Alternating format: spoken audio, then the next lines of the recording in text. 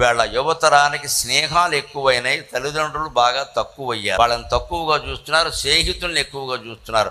అమ్మ ఒక పని చేస్తే చెయ్యడు, నాన్న ఒక పని చెప్తే చెయ్యడు. ఫ్రెండ్ పిలిచాడనగానే మాత్రం బండి 6వ గేర్లో పెట్టి పరిగెట్టేస్తాడు. తల్లిదండ్రుల మాటకి విలువ ఇవ్వడమే చాలా ముఖ్యం. ఉంటారు ఫ్రెండ్స్ ఉంటారు, ఒకడు రెండింటి మధ్యలో పోటీ లేకపోతే నీ స్నేహితుల మాటకి విలువ ఇచ్చుకో, తప్పులు. రెండింటి మధ్యలో పోటీ వస్తే మా నాన్నగారు ఒప్పుకోరు, మా అమ్మ ఒప్పుకోదని చెప్పాలి ఖచ్చితంగా. అప్పుడు ఆ స్నేహితులు కూడా నేర్చుకుంటారు ఎలా ఉండాలి. స్నేహం కోసం తల్లిదండ్రులని విడిచిపెట్టవద్దు. అలాగే తల్లిదండ్రులే స్నేహితులు అనుకోవాలి. కొంతమంది ఎదిగిన పిల్లలు, ఆడపిల్లలు ముఖ్యంగా ఎలా ఉంటారు, మా అమ్మే నాకు గొప్ప ఫ్రెండ్ అంటారు. తల్లి ద్వారా నేర్చుకుంటారండి. బహుశా ఆవిడకి ఈవిడ చాలా చిన్న వయసులో పుట్టుండొచ్చు కూడా. యవ్వనంలో ఉండే అమ్మాయి మనస్సు ఏమిటో ఆ తల్లికి తెలిసినట్టుగా వేరే వాళ్ళకి ఎలా తెలుస్తాయండి. అందుకని ఊళ్ళో వాళ్ళు ఎవరన్నా అడిగితే మా అమ్మే నాకు స్నేహితురాలు, ఇక వేరే స్నేహితురాలు నాకు అక్కలా అంటే ఆ తల్లి ఎంత ఆనందిస్తుంది, తండ్రి ఎంత ధైర్యంగా ఉంటాడు. ఆ ధైర్యాన్ని తల్లిదండ్రులు ఇవ్వకపోతే బతుకు దండగా.